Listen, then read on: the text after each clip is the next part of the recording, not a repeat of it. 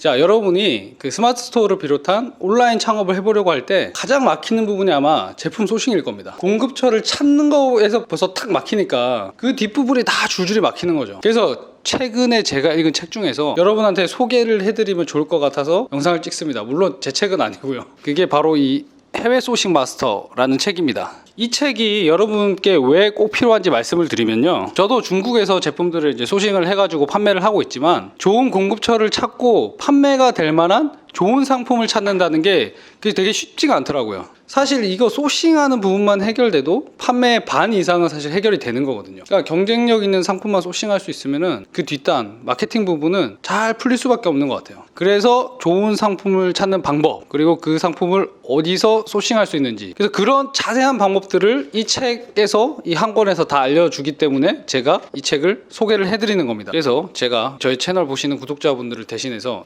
이 책 저자이신 이종구 대표님 만나 뵙고 책 내용을 포함해서 좀 더 뭔가 핵 꿀팁이 있는지 한번 여쭤보고 한번 알아내 보도록 하겠습니다. 안녕하세요. 안녕하세요. 지금 저 처음 뵙고 카메라 좀 익숙지 않으셔서 쑥스러워하시는 것 같은데, 이 책을 쓰신 이종구 대표님은 실제로 이제 저자기도 하시면서 큰 회사를 운영하시는 또 대표님이시잖아요. 대답을 해주시면 그래서 시간을 내기가 쉽지 않으셨을 텐데 이렇게 흔쾌히 또 나와주셔서 감사드립니다. 또 출판사 대표님께도 감사드리고, 간단하게 저희 구독자분들께 그동안 어떤 일 하셨고 지금 현재 또 어떤 일 하시는지 아주 좀 간단하게 설명을 해주시면 좋을 것 같아요. 저는 20년 전이네요. 그때 코즈니라는 그 생활용품 라이프스타일 샵을 창업해서 그 당시 한 300억 정도 매출 좀 했었고. 300억이요? 예. 그 다음에 회사를 제가 중간에 팔았어요. 팔고 저는 이제 GS 리테일, SK 네트워크스, 그 다음에 티켓몬스터에서 임원으로 쭉 있다가 5년 전쯤에 다시 코즈니를 인수해서 네. 힘들게 장사를 하고 있습니다. 이거 되게 신기하네요. 본인이 회사를 만들어서 그걸 또 매각을 하셨다가 또 다른 회사에서 일하시다 다시 그걸 재인수를 하신, 네. 굉장히 특이한, 저 같은 사람이 느꼈을 때 굉장히 특이한 케이스인데, 하여간 20년 정도 이 업계에서 일을 하신 거죠. 네네. 그러니까 굉장히 전문가시고 이 책도 아마 그 경험에 의해서 나온 것 같아요. 제가 봤을 때는. 저도 사실 그 스마트 스토어라는 걸 하고 있거든요. 그걸로 창업을 시작해서 쇼핑몰을 하고 있고 계속 성장을 하고 있지만, 사실은 좀 시작하고부터 가장 어려운 게 소싱이거든요. 사실 마케팅은 그 다음 문제인 것 같고, 그래서 제가 이 책 읽고 나서 진짜 많은 힌트를 얻었습니다. 이 저희 구독자분들한테 이 책이 어떤 책인지, 그리고 이거를 왜 쓰게 되셨는지 좀 간단하게 말씀해 주시면 좋을 것 같아요. 이제 제가 이제 유통업에 계속 종사를 했는데, 네. 지금 여러분들이 계시는 이 스마트 스토어로 대변되는 이 세계는 네. 사실 그 유통 전반으로 봤을 때는 새로운 아주 변종적인 특별한 거라고 저는 봐요. 네. 그러니까 메인스트림이 아니고 이제 어떻게 보면 메인스트림은 해킹을 한 특정한 어떤 집단인데, 네. 사실 이 집단이 어떤 그 반란은 어느 정도 하다가 이렇게 사그라들어야 되는데, 네. 지금 시장 환경이라든지 여러 가지 걸로 봤을 때 이게 지금 사그라들지가 않고 지금 메인스트림을 위협을 해요. 이 변종들이. 예, 그렇죠. 그래서 사실 저는 이제 제도권 출신이잖아요. 네. 그래서 이 해킹을 계속 하시는데, 저희 같은 돌연변이 같은 애인데, 이제 제가 판단을 했을 때 이거는 해킹에서 끝날 게 아니라 그 매트릭스에도 보면은 이렇게 막 그 반란군들이 공격을 하다가 네. 그 심장부를 이렇게 공격을 하잖아요. 네. 그럴 충분히 가능성이 있는데, 네. 사실 그 맨 마지막 단계에서 지금 막히잖아요. 그죠? 그렇죠. 네. 그래서 저는 어떻게 보면 내부자, 약간 반역자. 왜냐하면은 이 제도권은 항상 그 진입장벽을 쌓아놔요. 근데 이제 진입장벽이 여러 가지가 무너지는 과정인데 제일 끝까지 버티고 있는 게 지금 소싱이거든요. 네네. 그래서 그거마저도 무너지기 지금 무너뜨리려고 이 책을 쓰신 거 아니에요, 그죠? 네, 그런 쪽에서 네. 이제 사실 이 책이 좀 의미가 있어요. 뭐 간단히 요약하자면 그동안 이제 대형 어떤 유통의 마지막 보루였던 이 소싱 부분까지도 개인이 덤벼볼 수 있게 이렇게 가이드를 해주시려고 아마 책을 만드신 것 같아요. 네. 이 책 보면은 개인이 꼭 해외 소싱을 해야 된다라고 하시는데, 개인이 할 수 있는 건지, 저 입장에서 당연히 해외에서 뭔가 물건을 가져온다는 게 좀 어렵게 느껴지는데, 책에서 개인이 이제 할 수 있다 이런 얘기를 하시니까 할 수 있게 된 뭐 어떤 환경적인 변화 이런 걸 좀 말씀해 줄 수 있을까요? 환경적인 변화가 아주 많이 생겼어요. 네. 특히 한 5년 전부터. 그래서 5년 전에 난이도가 예를 들어 가지고 해외 소싱하는 게 뭐 100이었다. 한 3, 40으로 확 떨어졌어요. 네. 그렇게 된 이유 중에 하나가 일단 제일 큰 게 MOQ예요. 네. 물론 해외 소싱 가면 싼 거는 아는데 싸게 살려면 이걸 많이 사야 되거든요. 네. 예를 들어가지고 이런 컵을 사는데 이게 뭐 한국에서 사면은 내가 100원에 사가지고 150원에 팔았는데 네. 이걸 100원이 아니라 30원에 살 수 있다. 네. 뭐 그거 좋잖아요. 해외 그렇죠. 소싱. 네. 근데 이제 대가가 이거를 내가 150만 원어치 사야 된다. 한 아이템당. 네, 네. 근데 이제 컬러 베리에이션하고 뭐 사이즈 베리에이션 하면 한 공장에서 내가 사는 게 예를 들어가지고 뭐 한 1, 2천만 원 있어야지 이걸 사는 거거든요. 네. 근데 사실은 지금 MOQ가 만약에 떨어지면 사실 이제 누구든지 할 수 있는 거거든요. MOQ가 떨어졌다. MOQ가 떨어진 게 제일 커요. 그 다음에 두 번째로는 디자인인데 네. 해외 소싱을 하려면 물건을 잘 골라야 되잖아요. 네. 잘 나가는 물건들이 디자인이 되게 쉬워졌어요. 왜냐하면 지금 한국에서 나가는 물건들이 대표적으로 뻔한 물건들만 나오거든요. 네. 과거처럼 특별하거나 뭐 디자인이 뛰어나거나 뭐 이런 상품들이 아니라 네. 나가는 물건만 지금 나가고 있어요. 계속 뭐 경제가 좀 안 좋아져서 그럴 수도 있고 우리들의 어떤 그 디자인이 상향 평준화가 돼가지고 특별한 걸 사는 게 아니라 남들이 사는 걸 그냥 사는 게 또 나가요. 네. 그러니까 과거에는 남들이 없는 걸 우리가 사와야지 돈을 많이 벌었는데 지금은 네가 사는 거나 내가 사는 거나 똑같은 걸 사도 내가 별 창피하지가 않아요. 네, 네. 그러다 보니까 누구나 가서 물건을 골라도 실패할 확률이 덜어진 거죠. 네, 네. 디자인들이 뭐 좀 상향 평준화 상향 되면서 평준화하면 실패 확률이 낮아졌다. 그렇죠. 리스크가 많이 낮아진 아, 거죠. 리스크가. 네, 네. 제가 이 책 앞부분을 보니까 단군 일에 요즘처럼 개인이 장사해서 돈 벌기 쉬운 때는 없다. 이런 얘기를 하셨는데 네. 그 문장 굉장히 어디서 좀 많이 본 듯한 느낌인데. 제가 그 만든 문장인데. 아, 그래요? 예. 신사 유명한 문장인가요? 저한테 사업을 가르쳐준 신사임당이라는 친구가 그 얘기를 저한테 똑같이 했었어요. 예, 그래서 제가 이걸 시작을 한 건데 그 얘기를 똑같이 하시는 분 제가 만났습니다 지금. 그래서 그거 왜 그렇게 생각하시는지 좀 여쭤봐도 될까요? 아까 말씀드린 진입장벽이 있기 때문에 일반적으로 유통업은 한 5억에서 10억 정도 들고 있지 않은 경우는 들어가기가 어려워요. 네. 근데 지금 뭐 여러분 다 아시다시피 오늘 아침에도 그러니까 매일매일 놀라요 제가 그 여러분들 쇼핑몰들 이렇게 올라오는 거라든지 네. 일하시는 거 보면은 그 진입장벽들이 지금 사실 거의 다 해체가 됐거든요. 뭐 자세한 내용은 뭐 책에 있고 너무 긴 이야기니까 네, 네. 뭐 결론적으로 말씀드리면 지금 거의 남은 게 없죠 진입장벽이. 예전에는 뭐 저희 같은 사람 시작하려면은 자본이 말씀하신 것처럼 뭐 10억 정도는 있어야 되고 뭐 그런 소싱 같은 거 하려고 하면은 그런 방법도 모르고 그런 진입장벽들이 기업에서 이제 갖춰놓은 그런 것들이 있었는데 지금은 저희 같은 사람도 뭐 해볼 만하다 이런 말씀이신 거잖아요. 뭐 아웃소싱이 이제 활발해진 것도 거고 제일 큰 이슈가 지금 브랜드가 해체됐거든요. 네. 무슨 말씀이냐면은 요즘 소비자들이 브랜드를 그 바라보는 관점이 예전에는 그게 물건을 꼭 살 때 반드시 필요한 거였지만 지금 브랜드가 옛날처럼 위상이 없어요. 그래서 오히려 브랜드가 없는 걸 더 궁금해하고 네. 호기심 있어하고 또 구매까지 이어지고 그런 시대이기 때문에 아무것도 모르는 브랜드로 시작을 해도 충분히 시장에 진입할 수가 있죠. 네. 뭐 많은 분들이 이제 브랜드에 대해서 굉장히 좀 어렵다. 이걸 개인 사업자가 할 수 있냐라고 많이 고민을 하시지만 사실 저도 되게 초보적인 수준의 그 브랜딩을 하고 있거든요. 뭐 1688에서 제품을 소싱할 때 거기다가 이제 그 로고 파일을 전달해가지고 로고라도 박아서 들여와서 패키징해서 상세 페이지도 약간 브랜드 상세 페이지처럼 만들어서 판매를 하면 소비자 입장에서는 이게 뭐 본 적은 없지만 그렇죠. 브랜드가 있는 상품이다라고 사실 인식을 할 수 있는 거잖아요. 그래서 뭐 그런 부분들이 예전에는 회사 단위에서 가능했던 것들이 요새는 참 개인도 할 수 있는 시대가 왔다. 뭐 그런 거를 저도 사실 하면서 요새 최근에 느끼고 있습니다. 그래서 그런 내용들이 이 책에 너무 자세히 또 전문가분이시니까 쓴 게 나와 있어서 저도 굉장히 어떤 많은 동기부여를 받았던 것 같아요. 그리고 나서 제가 또 책에서 이 인상 깊게 본 내용이 사업에 성공하기 위해서는 잘 사는 게 중요하다. 우리가 보통은 잘 파는 게 제일 중요하다고 알고 있는데 잘 사는 게 중요하다라고 돼 있더라고요. 그리고 장사의 기본은 잘 사서 잘 파는 것입니다. 라고 또 해놓으셨고 저도 사실 그래서 파는 거의 중요성에 대해서 굉장히 집중을 했는데 그래서 저도 이 책을 읽고 나서 진짜 사는 게 얼마나 중요한지 새삼 또 깨달았거든요. 그래서 이 부분에 대해서 이제 딱 지금 들으시면 고수점들도 굉장히 궁금하실 것 같은데 이걸 좀 요약해서 말씀해 주실 수 있을까요? 제가 이제 여러분들 네. 이쪽 세계 네. 반란군들 반란군들 장사하는 거를 이제 모르다가 네. 공격을 많이 당하니까 네. 저도 공부를 했어요. 제도권. 제도권에 계실 때 네. 전쟁을 항상 우리가 이겼는데 네. 자꾸 져요 지금. 자꾸 이제 옛날엔 지는 게 별로 이렇게 크지가 않았는데 네. 자꾸 지다 보니까 저도 이분들이 도대체 어떻게 물건을 사다가 어떻게 파는지 이제 공부를 좀 했어요. 그러고 나서 이제 보니까 물론 잘하는 게 많아요. 네. 그리고 여러분들이 잘하는 것들은 사실 이런 기업이나 제도권들이 따라가기가 되게 힘들어요. 왜냐면 우리는 월급을 받고 일하는 분들이기 때문에 네. 자기 일처럼 해야 하는 그 서브젝트를 할 수가 없어요, 구조적으로. 그냥 일이죠. 자기 그냥 담당 업무고. 예, 여러분들 잘하시는 거 있잖아요. 끝까지 파고 예, 예. 목숨 걸고 하는 거. 그리고 그렇게 해야지 정성이 들어가고 사람의 마음을 움직이는데 그 부분에 있어서 제도권은 어려워요. 근데 이제 여러분들이 모르는 거 간구하고 있는 게 이제 물건인 거고 이제 그걸 제가 여기 쓴 건데 사실 그 유통을 해서 돈을 벌려면은 기본적인 그 법칙이 있는데 네.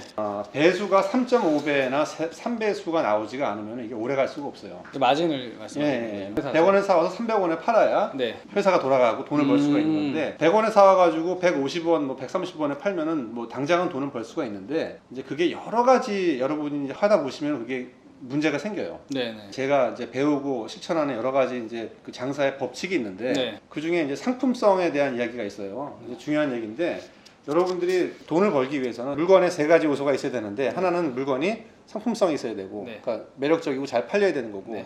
두 번째는 이게 독점성이 있어야 돼요. 네. 아무나 팔면 안 된다는 얘기죠. 예, 이게 독점이 뭐 옛날에는 뭐 무제한 독점이었지만 요즘엔 최소 2, 3년 동안에 여러분만 팔 수 있는 구조, 이게 락킹이 돼야 돼요. 네네. 그 다음에 지속성.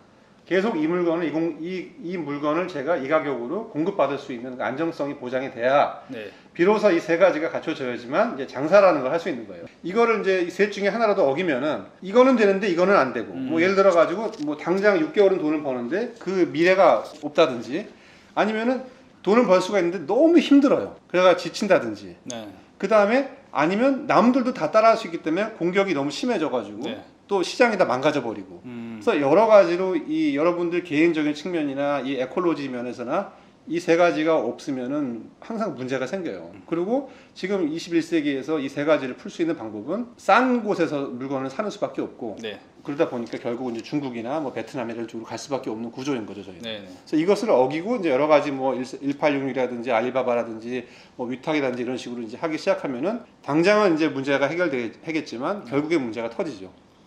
그 말씀하신 게 전 너무 공감되는 게 저도 지금 1688에서 운동용품 소싱해서 판매를 하고 있거든요. 그러니까 이거의 문제점 뭐냐면 제가 팔아서 좀 뭐가 잘 되는 것 같잖아요. 그러면은 바로 그 다음 주에 똑같은 거를 더 저렴한 가격에 풀어버리기 때문에 이거는 어떻게 할 방법이 없더라고요. 저도 해보니까. 그래서 말씀하신 부분에 그 세 가지를 충족하지 않으면 안 된다라는 거를 저도 하다 보니까 느끼겠더라고요. 저도 말씀하신 것처럼 그 배수가 그렇게 높지 않아도 마진이 뭐 10,000원짜리 사서 15,000원에 팔기만 해도 야 그리고 5,000원이 어디야 이러면서 굉장히 처음에는 좋아했는데 판매가 지속되면 될수록 그 과연 이렇게 해서 제가 계속 할 수 있을까라는 좀 불안감도 들고 좀 어려운 부분이 있을 것 같아요. 그래서 지금 말씀하신 거 그 세 가지를 어떻게 갖출 수 있는지 좀 얘기를 하면서 또 알아보도록 하고요. 그렇다고 지금 여러분들이 하시는 게 잘못된 건 아니에요. 네. 예를 들어가지고 1688에서 혹은 알리바바에서 10,000원의 물건을 사서 15,000원, 13,000원에 팔아가지고 매출이 엄청 많이 나고 네. 그 힘은 들지만 돈을 벌고 또 유입이 되잖아요. 또 그거가 꼭 잘못된 것만은 아니에요. 왜냐하면 그렇게 해야만 네. 여러분들도 동기부여가 되고 돈도 벌고 또 유입이 되잖아요. 네.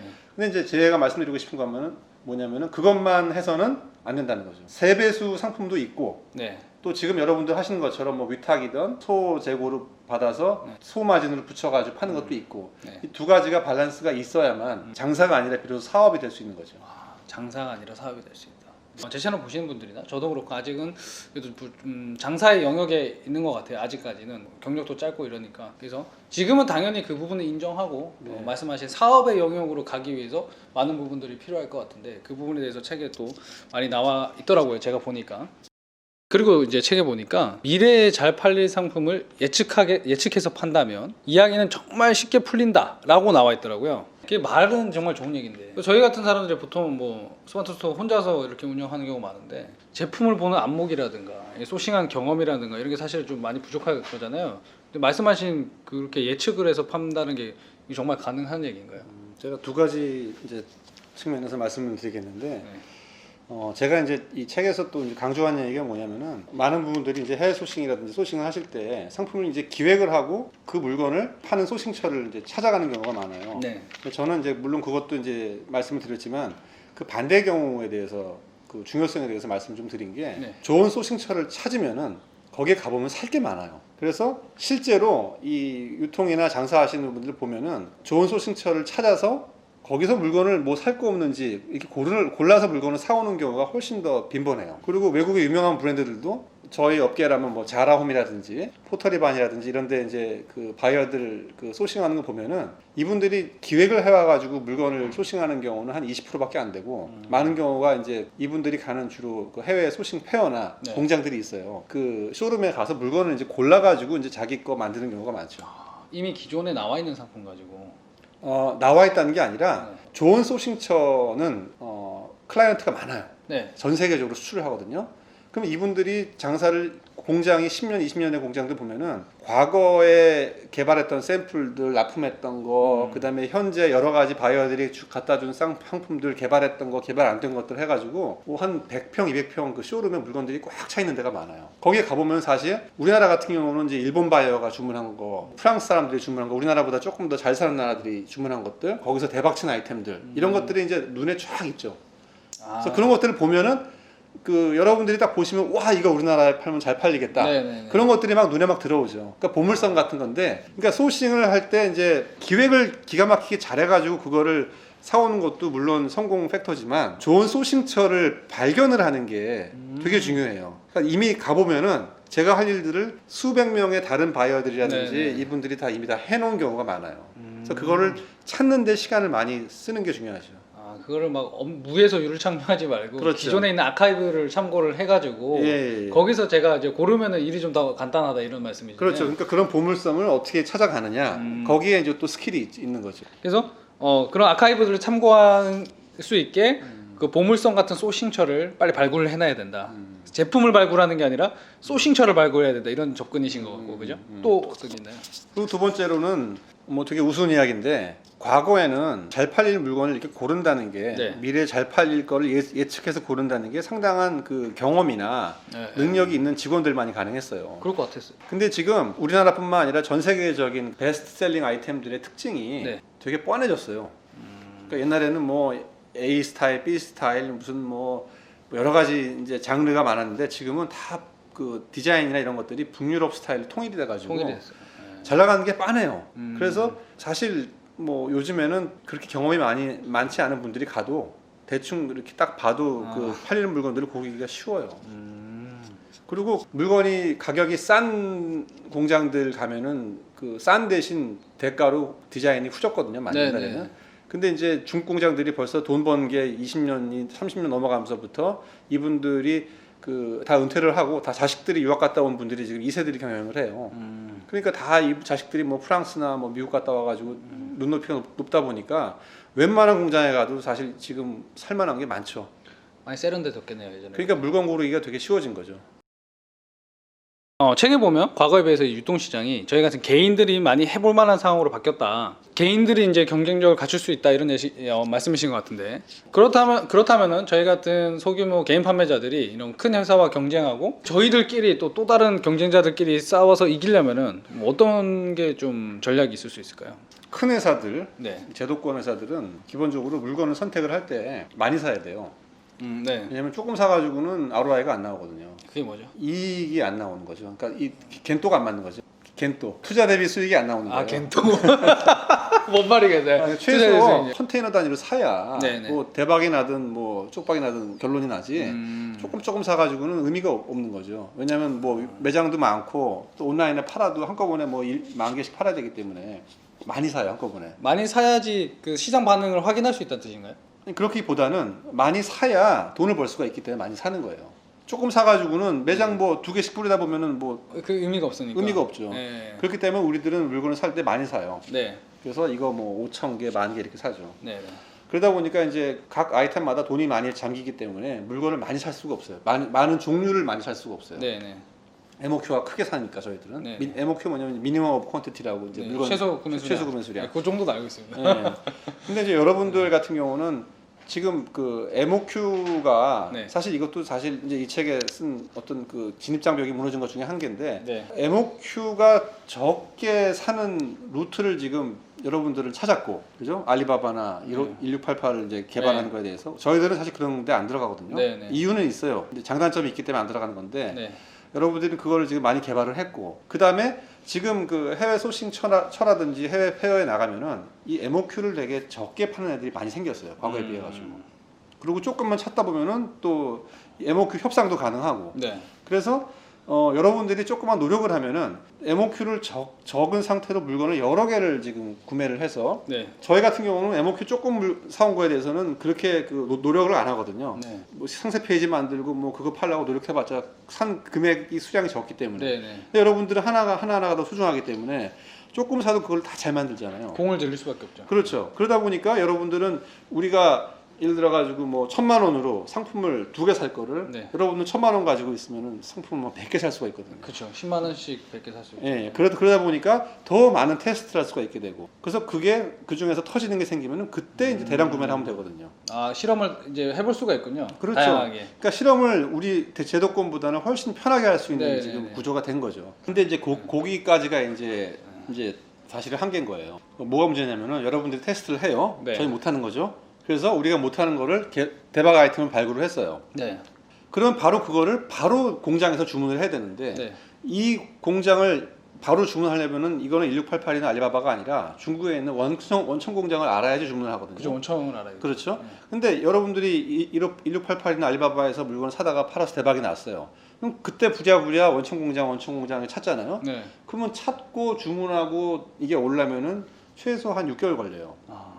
더 걸릴 수도 있고 못 찾을 수도 있고. 네. 네. 그렇기 때문에 여러분들이 테스트를 하는 그 순간에 사실은 이미 이거를 대박이 나면 어디서 주문을 하면 되겠다라는 소스를 알고 있어야 돼요. 그래야지 터졌을 때 바로 주문을 하죠. 네네. 근데 이게 아닌 경우라면은 여러분이 테스트해가지고 뭐가 터졌죠? 그러면 뭐 해외인 애들이 또 있어요. 조금 자본을 갖고 있는 분들, 뭐 한 10억, 20억 정도 사업 네. 끌리시는 분들, 그런 분들은 항상 여러분들이 파는 걸 다 보고 있어요 지금. 제 주변에도 그런 분들이 많아요. 하이에나군요. 네, 뭐 리빙인도라든지 뭐 이런 그 네이버 스톱하면서 개인들이 떼다가 저마진으로 붙여가지고 많이 팔리는 거를. 네네. 근데 이분들은 이 유통바닥에 오래 있었기 때문에 대충 보면은 아 이거 뭐 청도에 무슨 공장 안단 말이에요. 그럼 여러분들이 터졌을 때 바로 그거를 여러분들한테 사요. 네. 사서 바로 공장에 줘가지고 샘플 만들어가지고 나온다는 거죠. 그리고 아마 이런 일들이 많을 거예요. 왜냐하면 제 주변들에 지금 여러분들 그거 하시는 것들을 막 유심히 있게 보는 분들이 상당히 많아요. 그리고 워낙 상세 페이지 어차피 거기 거 갖고 오는 거죠 지금. 아니요, 저희 직접 새로 만든 것도 네, 있죠. 네. 예, 뭐 그런 것들도 많이 참조를 하는 거고. 왜냐면 이런 분들이 그건 못 하거든. 근데 이 양반들은 뭘 잘하냐면은 소싱처를 많이 알고 돈을 지를 수가 있기 때문에.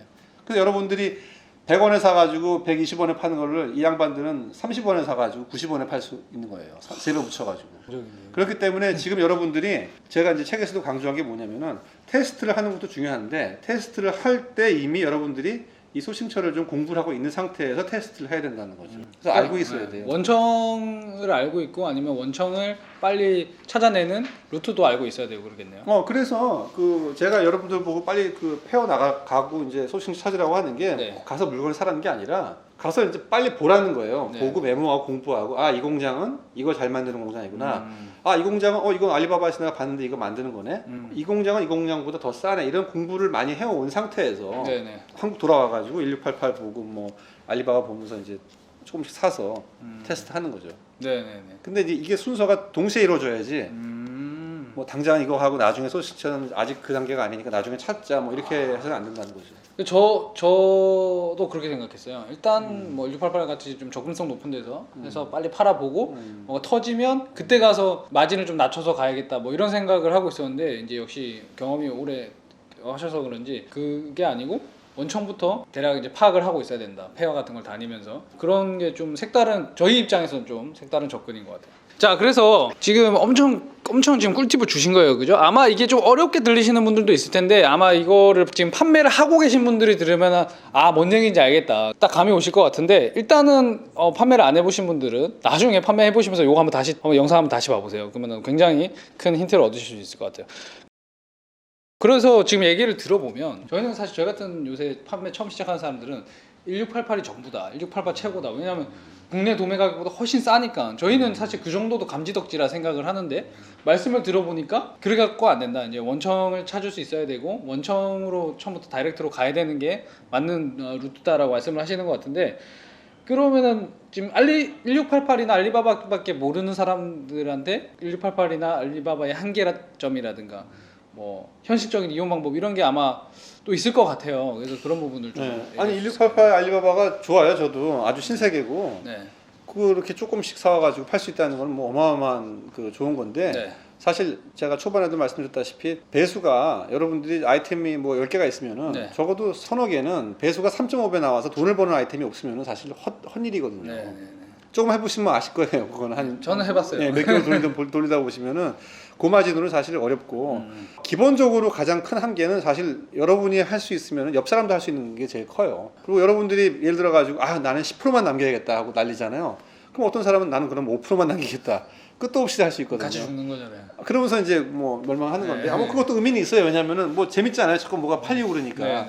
근데 그거와 동시에 이제 장사는 결국은 3배 장사, 3배 남길 수 있는 물건이 있어야 그걸 돈을 버는 거거든요.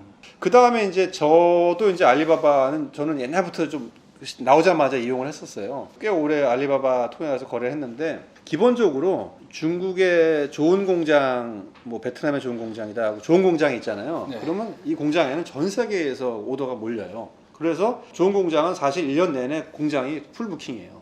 쉬지 않게 돌아가요. 그래서 이 양반들은 새로 영업을 하는 거에 대해서 니즈를 못 느껴요. 알았어 주문이 들어와. 그렇죠. 얘네들은 꽉 차 있으니까. 네. 그렇기 때문에 굳이 알리바바나 1688에 나가는 경우가 없고 나간 경우라면 얘네들한테 물건을 떼다가 나간 경우는 있겠죠. 좋은 공장에서. 아 이게 공장에 올리는 게 아니라 도매처 같은 데서 올리나요 그러면? 공장이 올리는 경우는 네. 그러니까 좋은 공장이 올리는 경우는 0%고요. 네. 좋은 공장 물건이 가끔 눈에 띄는 거는 중간에 이제 네. 브로커가 낀 거고 아니면은 네. 좀 좋은 물건이 없는 공장이든지 음. 아니면은 이 영어라든지 뭐 이런 인터넷 잘 모르니까 공장들이 중간에 이제 알리바바 아르바이트를 써요. 네. 알리바바 아르바이트가 자기 마진 먹으면서 이제 영업을 하는 거죠. 아. 그러니까 거의 그 95%가 네. 공장 직원이 아니에요. 그게 왜 중요하냐면은 뭐 마진 뭐 한 20%더 준다, 뭐 가격 올라가는 것도 중요하겠지만 네. 이 알리바바 통해서 만난 영업 사원들은 실제 공장 직원이 아닌 경우가 대부분이기 때문에 네. MOQ를 줄인다든지 뭐 디자인을 바꾼다든지 뭐 이런 식으로 제대로 된 이 영업 대화를 할 수가 없어요. 왜냐하면 책임자가 아니기 때문에 네네네. 이 공장의 직원이 아니거든요. 아. 그래서 깊이 있게 들어갈 수가 없어요. 그래서 저도 경험해봤는데 1688 그 상세 페이지 보고 마음에 들어가지고 막 이렇게 문의나 이렇게 하면은 제대로 응대해주거나 이렇게 이 상품에 대해서 뭔가 제대로 답변해준 사람이 많지가 않더라고요 보니까. 그래서 뭐 제일 중요한 게 어쨌든 사기 안 당하는 거잖아요. 네네. 돈을 먼저 줘야 되니까. 네. 금액이 뭐 작은 경우라면 뭐 할 수 없겠지만 조금 큰 경우라면 이제 사기가 굉장히 중요한데 저는 그래서 반드시 가봐요 공장에. 근데 이제 갈 때 이제 중국이 워낙 땅덩이가 넓으니까 다 가진 못하고 이렇게 지역별로 묶어가지고 알리바바에서 묶어가지고 이제 뭐 광동 지방에 뭐 한 10업체 그러면 묶어가지고 한번 가거든요. 가려면은 먼저 물어봐야 되잖아요 알리바바에서. 네. 나 이제 가려고 하는데 너희 쇼룸 있냐? 네. 그 여기서 한 절반 이상 떨어져 나가요. 쇼룸 얘기 꺼내는 순간 이제 답변이 안 와요. 어허. 그러니까 직원이 아닌 거예요. 쇼룸이 없거나. 네네네. 예. 그 다음에 이제 가보자 그러면 이제 말 피하고 또 그 중에서 또 추려가지고 가보면은 뭐 황당한 경우가 많아요. 대신 무역 박람회나 어떤 이런 정상적인 이런 박람회 통해서 간 곳은 거기 부스가 작더라도 실제 공장 가보면 어마어마한 데가 많고. 네. 그러니까 아직까지는 기회는 있지만 현실적으로 알리바바나 1688에 있는 공장이나 실제 소싱처 공장을 비교해 봤을 때는 이건 좀 비교할 정도가 아닐 정도로 알리바바는 좀 명상한 경우가 많죠. 근데 찾으면 나와요. 그래도 5% 가능성은 있거든요. 네네. 근데 그거를 위해서 찾고 뭐 하기에는 너무너무 힘이 든 거죠. 이 삶의 퀄리티가. 그럴 바에야. 한번 가면 거기에 보물들이 다 있는데 네. 왜 저는 여기서 그렇게 힘들게? 왜냐면 그 가는 것도 비용이 이렇게 많이 들지가 않거든요. 요즘에는 중국 가는 그래요? 게. 중국 가는 게 뭐 요즘에는 패키지로 많이 가요. 네. 그래서 한 80만 원 정도 들면은 뭐 한 4박 5일 정도 뭐 이 호텔이랑 뭐 식사랑 뭐 그 페어장 왔다 갔다 하는 버스 다 해가지고. 네네. 그래서 뭐 이런 얘기 들으시면 우리 같은 초보창업자가 뭐 개인 사업자가 어떻게 뭐 중국까지 굳이 가냐라고 생각하실 분들이 아마 많이 있을 거예요. 근데 다르게 생각하면 남들이 다 그렇게 생각할 때 내가 실제 저렇게 먼저 움직이고 뭔가 이런 방법을 배워가지고 실천을 하는 분들이 아마 그 고만고만한 분들 사이에서 저는 더 잘 될 것 같거든요. 그리고 제가 주변에서 봐도 이런 얘기를 저한테 많이 했었어요. 언제 나랑 시간 맞춰가지고 같이 그 이웃시장 가자라든가 어떤 페어 가자라든가. 처음에 저도 그런 생각 들었어요. 이걸 1688에 좋은 거 많은데 그런 거 떼다 팔면 되지 뭐 가야 되나는데 대표님 또 이런 얘기 하시니까 아마 이 영상 보시는 분들도 처음에 저같이 생각하시겠지만 아마 책 읽어보시고 또 이 영상 보시면 조금 생각이 달라지지 않을까 좀 그런 생각도 들고요. 그 책에 해외 소싱처에 대해서 굉장히 좀 자세히 나와 있고 또 지금 방금 말씀해주신 부분들도 있는데 그러면 이제 제가 좀 부탁을 드릴게 다양하게 많이 있겠지만 그 중에서도 저희 같은 개인 셀러들이 가볼 만한 또 적극 추천해 주실 만한 소싱처를 좀 추천해 주실 수 있나요? 혹시 그리고 그 소싱처마다 뭐 어떤 상품에 좀 특화되어 있다든가 이런 좀 팁 같은 거? 그 소싱처가 분류가 많은데 기본적으로 도매 시장하고 네. 그 무역박람회 이 두 개는 완전 달라요. 네. 장단점이. 네. 그래서 여기만 가서만도 안 되고 네. 두 군데를 꼭 같이 가야 돼요. 네. 그리고 다행히 그 캔톤 페어는 뭐 1년에 2번 열리지만 이웃 시장은 그 연중 무휴거든요. 네. 지금은 이 코로나 때문에 뭐 이번 달까지 닫는데 여기는 뭐 아무 때나 가셔도 되니까 그 캔톤- 이웃시장. 이웃시장. 예. 이웃시장은 모르시는 분들도 있어서 네, 간략하게 어떤 곳인지 이웃시장. 이웃시장은 우리나라로 얘기하면은 종합 도매시장? 네. 종합 도매시장인데 워낙 전 세계에서 오다 보니까 로컬 내수 도매시장인데 무역까지 많이 하죠 여기. 그래서 요즘에는 아예 무역하는 공장들이 이웃 시장에다가 가게를 내기도 하죠. 아예 전략적으로. 이웃시장이랑 이유라는 동네인가요 거기가? 이유는 항저우나 상해에서 차를 타고 한 2시간 반 정도 네. 들어가면 있는 별로 안 큰 도시인데 네. 거기에 이제 우리나라로 얘기하면 코엑스 한 10개 정도? 네. 10배 정도의 크기로 그 그 도매시장이 되게 편하게 돼 있어요. 네네. 그러니까 다른 도시도 다 도매시장이 있는데 다른 데들은 뭐 여기는 자동차 용품 뭐 저기는 음식 이렇게 다 흩어져 있어서 그 네. 보기가 되게 힘들어요. 좋은 그 도매시장도 많아요. 네. 중국에는 뭐 천도매시장, 뭐 가죽 도매시장 많은데 이유는 여러 상품을 파는 도매시장들이 한 군데 다 네. 모여 있기 때문에 보기가 편하죠. 음. 그리고 잘 되는 게 더 잘 된다고 그 이유가 잘 되니까 그 수준도 옛날보다 올라갔어요. 거기서 판매하는 상품들 수준이요? 근데 일반적인 그 무역 캔톤이라든지 뭐 홍콩이라든지 뭐 다른 무역 박람회에 비해 가지고 퀄리티는 많이 떨어지죠 아직. 근데 이제 옛날에는 이게 10이고 이유가 한 2, 3이었다면은 네네. 지금 이게 10이면은 한 5, 6까지는 올라갔다는 거죠. 네네. 그래서 가면은 굉장히 규모도 크고 다 모여 있으니까 한 번에 보기도 좋고 이렇단 말씀이신 거잖아요. 예, 그리고 수준이 상당히 좋아졌다 옛날보다. 옛날보다 좋아졌다. 그래도 중요한 거는 10은 아니라는 거예요. 네네. 아까 그 계속 말씀하시는 게 캔톤. 예. 캔톤 저 뭔지 모르겠어요. 캔톤이 어떤 거예요? 아 캔톤은 중국이 전 세계 공장이다 보니까 네. 중국에서 가장 큰 무역 박람회예요. 네네. 여기는 이제 1기, 2기, 3기로 나눠져 있는데, 그러니까 똑같은 장소에서 이제 시간차로 이제 세 가지가 열리는 거죠. 네. 여기 가면 사실 뭐 모든 거는 다 해결이 되는 거죠. 이제 여기서 또 파생이 돼가지고 또 전문 무역 박람회가 있는데 깊이 들어가려면 거기 또 가셔야 돼요. 네. 근데 이제 여기에는 다 있으니까 사실 이웃 시장하고 캔톤 이 두 가지만 가지고도 100억, 200억 정도 회사 운영하시는 분들이 많죠 거의. 그 두 군데만. 사실 이 두 개만 있어도 돼요. 개인 셀러가 해외 소싱으로 돈을 벌 수 있는 좀 추천해 주실 만한 대표 카테고리 하나만 좀 알려주실 수 있을까요? 뭐 아까 제가 브랜드가 많이 이제 해체됐다고 하는데 네. 제일 많이 해체된 데가 사실 생활 리빙이에요. 음. 사실 여기는 뭐 굳이 특별한 브랜드가 없어도 되잖아요. 네네. 적은 규모로 사업하시는 분들이 손쉽게 큰 대기업이나 제도권 회사랑 붙어서 지금 현재 승리를 많이 하고 있는 에어리어가 그쪽이에요. 여러분들 뭐 네이버 같은 데 들어가시면 이제 그 뭐 윈도우라든지 뭐 네네. 스마트폰 보시면은 잘 못 봤던 브랜드들이 상위권에 있는 네. 데들이 주로 이제 리빙 생활들이 많죠. 자, 만약에 이제 처음 좀 적극적으로 서싱을 해가지고 판매를 해보시려고 하는 분들에게 이런 어떤 큰 회사 대표님이나 임원이실 때가 아니라 저희 같은 이제 개인 창업자라고 딱 빙의를 딱 하셔가지고 이제 쫓겨나가지고 이제 다시 시작한다. 네네네 만약에 그렇게 하면은 나 같으면 이렇게 다시 일어설 것이다. 일단은 돈이 없으면 저는 하면 안 된다고 보고요. 최소 1, 2천만 원은 있어야 된다고 1,000만 원 봐요. 네, 정도. 저는 무자본 창업은 사실 뭐 여러 가지 뭐 긴 이야기지만 여러 가지 면에서 반대하는 입장이고. 그래 저는 부자분자. 네. 입장은 다를 수 있으니까. 네, 뭐 여러 가지 견해가 있으니까. 네네. 저는 최소한 1, 2천만 원은 들고 해야 의미가 있다고 보고 일단 저는 당연히 공부를 좀 하죠, 그죠? 요즘 뭐가 잘 팔리나 네. 공부를 하고 바로 저는 페어로 갈 거예요. 이유 가고 첫 번째 이유 가고 그다음에 이제 캔톤 가고. 그래서 가서 먼저 봐야 돼요. 아까 제가 설명드렸다시피 그 당장 살 게 아니라 제가 공부할 때 많이 봤을 거 아니에요. 이러이러한 물건들이 잘 팔린다 한국에서. 그럼 도대체 이 물건을 파는 공장이 어디 있나? 이 물건들의 원가가 얼마인가? 그리고 내가 몇 개씩 사야 되는가? MOQ는 얼마큼 줄일 수 있는가? 이런 것들을 이제 보러 가는 거예요. 주문하러 가는 게 아니라. 그리고 그거를 보잖아요. 네. 그리고 다시 와요. 네. 그리고 다시 이제 인터넷으로 보죠. 그럼 그때 이제 안목이 많이 바뀌어 있어요. 왜냐면 내가 소싱처를 본 상태에서 요즘 뭐가 잘 나가는 걸 이렇게 보면은 아, 얘는 어느 부처 파는구나. 아, 여기는 아직 누가 안 들어갔네.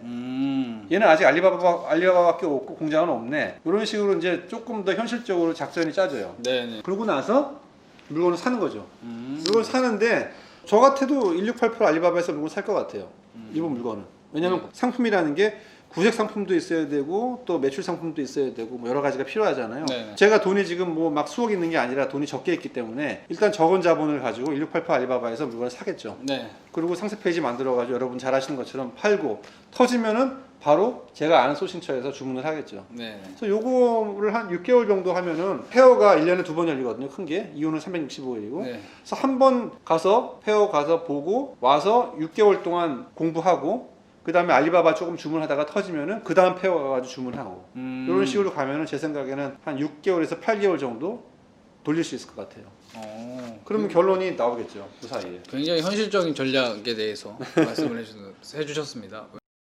자, 오늘 이종구 대표님하고 인터뷰를 하면서 책 내용에서 제가 미처 깨닫지 못했던 좋은 꿀팁들 제가 다시 한번 확인했습니다. 개인적으로 정말 귀한 시간이었고요. 자, 오늘 인터뷰한 내용을 제 채널 보시는 구독자분들도 돈 받으실 수 있도록 편집을 잘 해가지고 올려놓도록 하겠습니다. 그리고 이제 오늘 인터뷰에서 알려드린 내용에 대해서 더 자세히 알고 싶은 분들은 이종구 대표님께서 쓰신 이 해외 소싱 마스터 이 책을 꼭 한번 읽어보시길 바라겠습니다. 그러니까 책도 보면은 이렇게 전문가신데도 어려운 용어를 최대한 배제하고 진짜 이해하기 쉽게 쓰신 게 보시면 아마 느껴지실 거예요. 부담 없이 한번 읽어봐 보시면 좋을 것 같습니다. 네, 오늘 인터뷰 응해주셔서 대표님 다시 한번 감사드리고요. 네. 자, 다음에도 여러분들한테 꼭 도움이 될 만한 더 좋은 꿀팁으로 찾아올 테니까요. 구독과 알람 눌러두시면 절대 놓치시지 않겠죠. 다음 영상에서 뵙겠습니다. 감사합니다.